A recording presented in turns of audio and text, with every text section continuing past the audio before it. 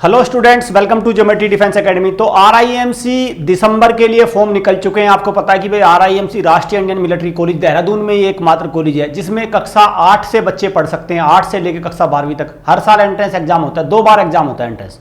Clear. तो अभी दिसंबर के लिए फॉर्म निकले हैं और तारीख क्या है एग्जाम की, 2 दिसंबर की तारीख है एग्जाम की। तो मैं इसमें क्या लेके आया हूं आपके सामने दिख रहा है, special doubt session. Special doubt session में क्या क्या आ जाएगा भाई, बच्चे की एज क्या होनी चाहिए, कौन सा बच्चा फॉर्म भर पाएगा, कक्षा कौन सी में पढ़ना चाहिए, कोई कह रहा है मैं 6 में हूं, क्या मैं फॉर्म भर सकता हूं, मेरा डोमिसाइल कहाँ का होना चाहिए, मैं कौन सी किताब पढ़ूं, मैं कहाँ फॉर्म जमा करूं, कहाँ से फॉर्म मंगवाऊं, ये तमाम तरह के पेरेंट्स के डाउट हैं। तो स्पेशल डाउट सेशन में मैं एक एक डाउट को बिल्कुल जड़ से खत्म कर दूंगा, कोई डाउट आपका नहीं बचेगा। इसके बाद सीधा सीधा एक डाउट रह जाएगा मेरा और आपका, तैयारी का डाउट बना रहेगा भाई। वो डाउट कब खत्म होगा, वो डाउट तब खत्म होगा जब आप एग्जाम देके आ जाएंगे और तब आपका सिलेक्शन हो जाएगा, वो डाउट बना रहेगा। बाकी सारे डाउट आज हम यहाँ पे क्लियर करेंगे।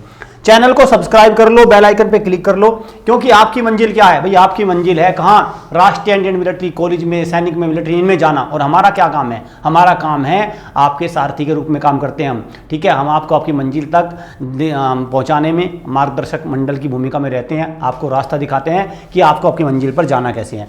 चलिए मैं आपको लेके चलता हूं भाई, क्या क्या सारी चीजें हैं। देखो ये आपका,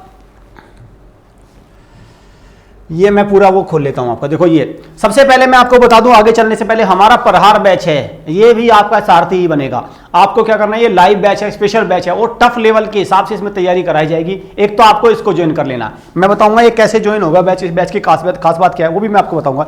चलिए थोड़ा पहले देखते हैं कि भाई, हाँ ये देखो यहाँ पे आते हैं। सबसे पहले पहला डाउट क्या है आपके सामने, सबसे पहला बच्चे की एज क्या होनी चाहिए। पेरेंट्स का सबसे बड़ा डाउट रहता है कि बच्चे की एज क्या होनी चाहिए।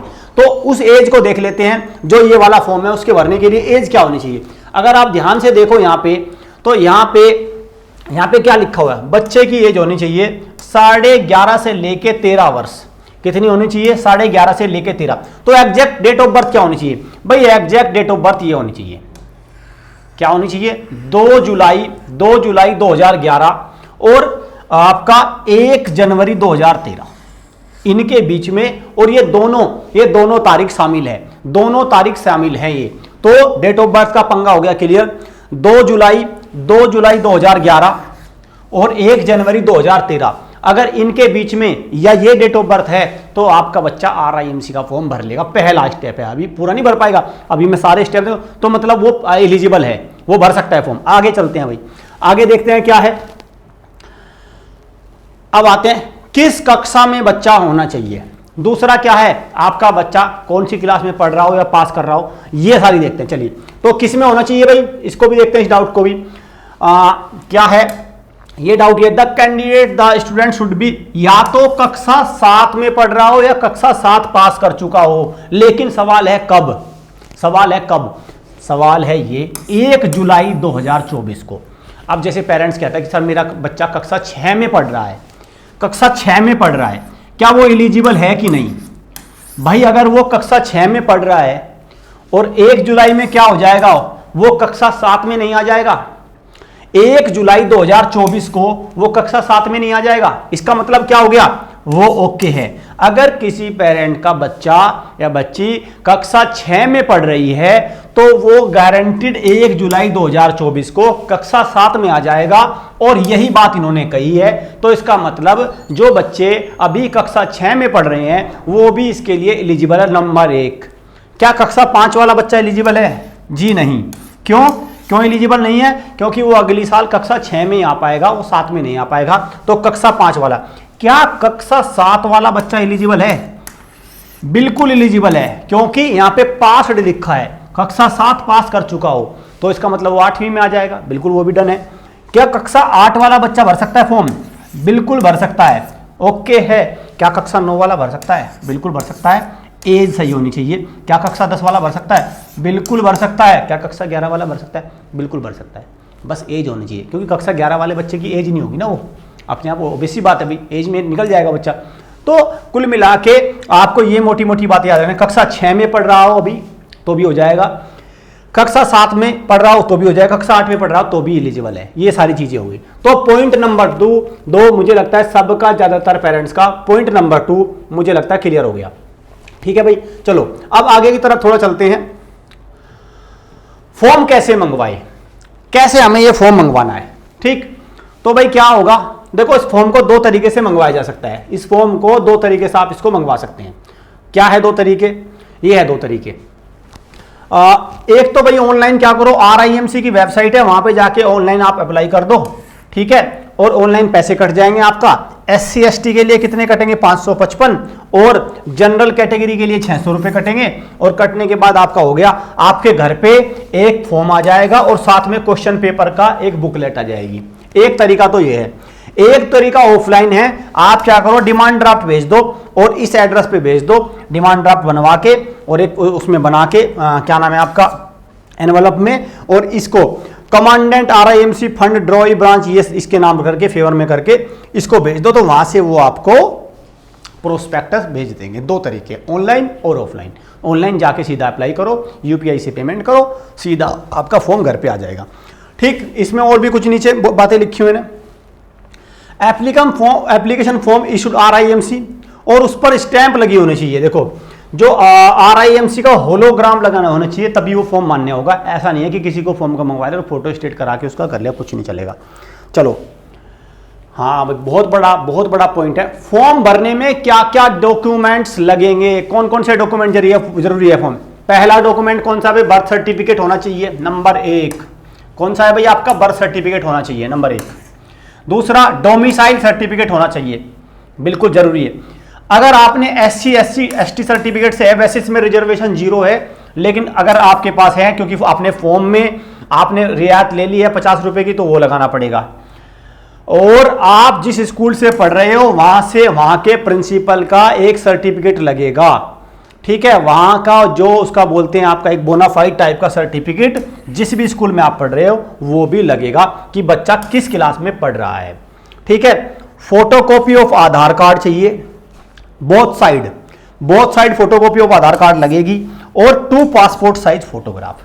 ये मोटे मोटे 4-5 डॉक्यूमेंट्स है, आप इनको तैयार करके भाई रख लो। इनको क्या करो, इनको तैयार करके रख लो।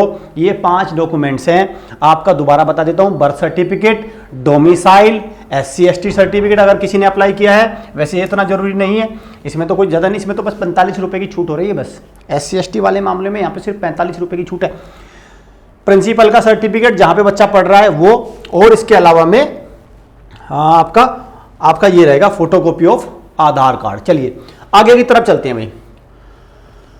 अगला क्या पॉइंट है, फॉर्म कहाँ जमा होगा। ये फॉर्म जमा कहाँ होना है, ये भी एक बड़ा पॉइंट है भाई। फॉर्म कहाँ जमा, भाई देखो हर राज्य का एक ऑफिस है, ये वहां पे फॉर्म जमा होगा हर राज्य के। जैसे मैं मान के चलो उड़ीसा एक राज्य है, उड़ीसा का भुवनेश्वर में इन्होंने इसका एड्रेस दे रखा है कि वो कहाँ पे जमा होना है, वहां पे। ये ध्यान रखें, RIMC देहरादून को में फॉर्म जमा करने का कोई कारण नहीं है, तो आपको क्या करना है, RIMC देहरादून में फॉर्म जमा मत करना, साफ मना कर दे, रिजेक्ट हो जाएगा, वापस आ जाएगा। तो कहाँ जमा करेंगे, ये फॉर्म जमा होगा आपका हर राज्य की कैपिटल में, ऑफिस है इनका जनरली हर राज्य की कैपिटल में। जैसे उत्तर प्रदेश है तो लखनऊ जमा होता है, उत्तराखंड है तो देहरादून ही जमा हो जाएगा, ऑफिस है वहाँ पे। इसके अलावा हिमाचल है तो शिमला जमा होगा, इस तरह से हरियाणा है तो चंडीगढ़ जमा होगा, इस तरह से। ठीक, क्लियर। और लास्ट डेट क्या है, 15 अक्टूबर। ध्यान रखना, फॉर्म पहुंचने की लास्ट डेट क्या है, 15। तैयारी के लिए कौन सी किताब सही रहेगी, बहुत बड़ा सवाल है भाई, क्योंकि देखो अब सारी बातें तो हो गई कि क्या कैसे आएगा, सब फॉर्म भी आ गया, एलिजिबल भी है सब कुछ, तो कौन सी किताब, कोई किताब की आवश्यकता नहीं। जब आप फॉर्म भरेंगे तो इसी के साथ एक किताब मिलेगी, जब आपके घर फॉर्म आएगा तो उसी में ही किताब भी मिलेगी आपको, बस आपको उस किताब को अच्छे से 2-3 बार रिवाइज करके जाना है। ठीक है, मैं एडिशनल किताब की बात कर रहा हूँ, वैसे तो जैसी तैयारी आप कर रहे हैं, लेकिन अगर किताब की बात करें तो वो सबसे अच्छी बुक है, क्योंकि उसका भी मटेरियल अच्छा है। 2-3 महीने, बच्चे हैं, छोटे बच्चे हैं, कोई ये बड़े बच्चे नहीं है, छोटे बच्चों को तैयार करने में, उसको भी 2-3 बार तैयार करने में समय तो लगता है। ठीक है, तो किताब का जवाब मेरा ये है कि मार्केट से कोई किताब आपको लेने की आवश्यकता नहीं है, सिर्फ आपकी क्या रहेगी, जब आप फॉर्म भरेंगे तो उसी के साथ आपका क्या आएगा, एक बुकलेट आएगी, आप उसको कर सकते हैं। मैंने बताया था आपको हमारा प्रहार बैच है, क्या बात है भाई इस प्रहार बैच में, देखो इस बार जो RIMC का पेपर आया था उसका लेवल ठीक ठाक था, अच्छा लेवल था। तो अब हमारी टीम क्या है, हमारी फैकल्टी क्या है, उसके टफ लेवल के हिसाब से तैयारी करा रही है। तो आप क्या करिए, इस प्रहार बैच में जुड़ जाइए, ये ऑनलाइन बैच है। कैसे आप इसमें जुड़ेंगे वो मैं आपको बताता हूं। कैसे आप इसमें जुड़ेंगे, देखो मैं एक नंबर लिख रहा हूं, उस नंबर को कॉल करके आप यहां से प्रॉपर इंफॉर्मेशन ले लीजिए कैसे आपको जुड़ना है। ठीक है, 70, मैं लिख रहा हूं नंबर 7088271111। ये बैच में परार बैच में जुड़ने का तरीका है, हमारे एजुकेटर आपको गाइड करेंगे। ये ऑनलाइन बैच है। और अगर आप ऑफलाइन हॉस्टल के थ्रू जुड़ना चाहते हैं तो कैसे जुड़ेंगे, हॉस्टल, अगर आप हॉस्टल के थ्रू एकेडमी के थ्रू कोचिंग लेना चाहते हैं तो कैसे जुड़ेंगे, मैं नंबर बता रहा हूँ 9528827121। क्लियर। अब मुझे लगता है पेरेंट्स के सारे डाउट, मेरा जो मानना है सारे डाउट लगभग खत्म हो चुके हैं। पेरेंट्स के कोई डाउट नहीं बचता, एज क्या होनी चाहिए, बच्चा कौन सी क्लास में पढ़ना चाहिए, सारे डाउट। लेकिन एक डाउट मेरा अभी भी है और आपका भी होगा। क्या डाउट है वो, तैयारी। वो तैयारी कब करेंगे भाई, आप जुट जाइए, आप समय मत लें, नहीं तो पता चला सारी चीज़ आ गई, सारे मतलब वही मान के चलो कि सारी मंडली सज चुकी है और आखिरी में बस हो गया वही गड़बड़, एग्जाम में रह गए वही 10-15 नंबर। जो कि RIMC का रिजल्ट आप देखो तो बच्चों की बहुत बुरी हालत होती है, 0-0 नंबर की लाइन लग जाती है। तो आपको उससे सावधान रहना है, तैयारी में जुट जाना है। Thank you students, thank you parents.